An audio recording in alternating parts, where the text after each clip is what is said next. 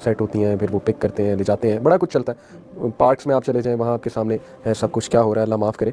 मैं आप लोगों के साथ ना कुछ रियल केसेस शेयर करता हूँ जो हमारे पास आए, फिर आप कमेंट करें। सबसे पहले तो देखिए, मैं जब भी ये टॉपिक मैं बहुत डिस्कस करता हूँ, स्पेशली अगर यंग बच्चे बच्चियों से मेरी बात हो रही हो। मैं किप्स गया, वहाँ पे लड़कियाँ थी एफएससी की, उनसे मैंने बात की। पेशावर एडवर्ड्स कॉलेज गया, वहाँ भी यही टॉपिक था, लड़के थे और लड़कियाँ दोनों को एड है वहाँ पे आ गया। इसी तरह एक दो और यूनिवर्सिटीज़ में मैं गया, स्कूल्स में गया, वहाँ पे मैंने यही बात की। मैं हमेशा बच्चियों को, स्पेशली हमारी जो गर्ल्स हैं, उन्हें बात कहता हूँ कि देखो, अल्लाह ने आपका दिल बड़ा नरम बनाया, आपके अंदर वो जज्बात, वो इमोशंस हैं, वो केयर का एस्पेक्ट है, तो लेकिन don't get misused because of these things. Guys will come to you और वो आपको शो ऐसे करेंगे कि वो बहुत ज़्यादा सिंसेयर हैं, ठीक है ना, हो सकता है हो भी, लेकिन with the passage of time वो उनका कहीं और कोई रिलेशन चल जाएगा या उन्हें कोई और पसंद आ जाएगा वगैरह वगैरह। तो डोंट गेट डिसीव्ड, अपने दिल की कदर करें। अल्लाह ने आपका दिल बड़ा खूबसूरत बनाया है, मेक श्योर कि उसको आप अच्छी डोज दे रहे हैं उस दिल पे, क्योंकि दिल पे तीर पड़ता है तो आगे इफेक्ट होता है ना। जो आप लिरिक्स सुन रहे हैं वो किस किस्म के लिरिक्स हैं, अगर आप म्यूजिक सुनते हैं उसमें क्या सिखाया जा रहा है, उसमें दिन रात क्या गर्दान पड़ी जा रही है, ऑब्वियसली आ जाके यही सब कुछ है। तो प्रोटेक्ट योर हार्ट। एक तो मैं लड़कियों से बड़ी ये रिक्वेस्ट करता हूँ कि देखें, मिसयूज़ ना हो, और लड़कों को भी मैं कहता हूँ कि इस चीज़ को अंडरस्टैंड करें कि जो फीमेल्स हैं वो बहुत जल्दी ट्रस्ट कर लेती हैं, उनका दिल नर्म होता है, केयर का एस्पेक्ट होता है, तो आप भी अल्लाह से डरें कि आप उनको मिसयूज़ ना करें। आपकी अपनी बहनें भी हैं, ज़ाहिर है, यू वांट लाइक कि आपकी बहन को कोई इस तरह से मिसयूज़ करे या अप्रोच करे। अब मैं 3 आपको केसेस सुनाता हूँ। एक तो एक एमबीबीएस की स्टूडेंट थी, बहुत पहले की बात है, मैंने एक क्लिप भी इस पर बनाया हुआ, लेकिन दोबारा मेंशन कर देता हूँ। वो टॉपर थी एफएससी की और अपने टाइम पे बहुत ज़्यादा उन्होंने अचीवमेंट्स की। इवन एमबीबीएस में आई थिंक फर्स्ट 2 ईयर बहुत अच्छे मार्क्स लेती रही, बड़ा अच्छा चल रहा था। हॉस्टलाइट थी। उनकी जो रूममेट थी ना, वो ज़ाहिर है उसके कुछ अफेयर्स थे, आना जाना था बॉयफ्रेंड्स के साथ, ये वो, तो डेफिनेटली बंदा नोट तो करता है और थोड़ा सा इंस्पायर भी हो सकता है इन अ नेगेटिव वे। तो शी सेड कि वो मुझे बहुत ज़्यादा, यानी ये सारी स्टोरी उसने खुद सुनाई है हमें।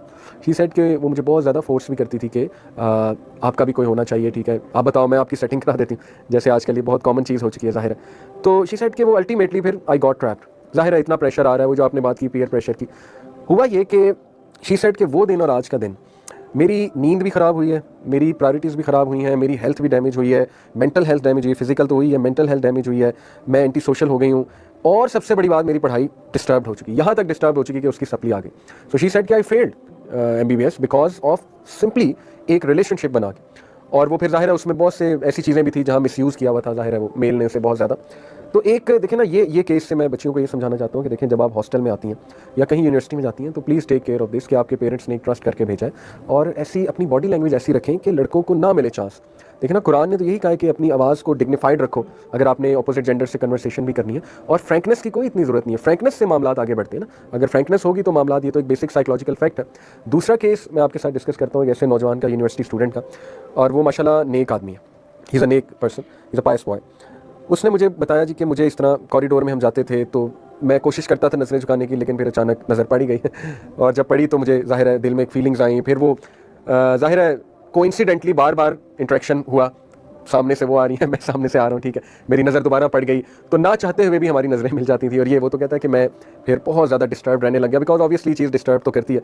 मेरे दिल में बहुत आता था, मैं अप्रोच करूँ, कोई बात करूँ, कोई मैसेज करूँ। अल्टीमेटली मैंने हिम्मत करके मैसेज कर ही दिया। हिम्मत ये थी कि मैसेज के बाद फिर हाँ, हिम्मत ये तो रिप्लाई भी आ गया आगे से, ठीक है ना। तो ही सेड के मुझे बड़ा वो हुआ कि यार ये तो it's like a dream come true, obviously, कि सब जिसको आप पसंद करते हो उसने रिप्लाई कर दिया आपको। लेकिन to cut the story short, वो जो भी चला बाद में वो एक अलग स्टोरी, लेकिन to cut the story short, मुझे पसंद ये बात आई उस लड़के की। उसने कहा कि एक टाइम पे मैं इतना डिस्टर्ब हो गया, मैं उसको जो मुझे पसंद थी देखता था बाकी लड़कों के साथ बैठते हुए, तो मेरी वो अंदर की ना वो इजाज़त नहीं देती थी, चाहे मैं जितना मर्जी लिबरल हो जाऊँ। टू बी ऑनेस्ट, मुझे नहीं पसंद था कि ऐसा क्यों है, वो बहुत ज़्यादा फ्रैंक होती थी, ठीक है ना, और हाई भी बहुत है। मैंने तो यहाँ तक फैसला कर लिया था मैं इनके साथ शादी करूँ, लेकिन ऑन दी अदर हैंड मुझे ये चीज़ें बड़ा तंग करती थी, मैं बहुत पॉजेसिव था शायद, वगैरह वगैरह। Cut the story short, he said कि मैंने रो के अल्लाह से दुआ की तहज्जुद में कि अल्लाह मेरा दिल बदल दे, मतलब मैं स्टक हो चुका हूँ, आई एम लव स्ट्रक, और मेरा बस नहीं चल रहा है, I can't control my self in the sense कि मेरा इमोशंस पे कंट्रोल नहीं रहा है, तो आप दिलों को कंट्रोल करने वाले अल्लाह मेरा दिल फेर दें।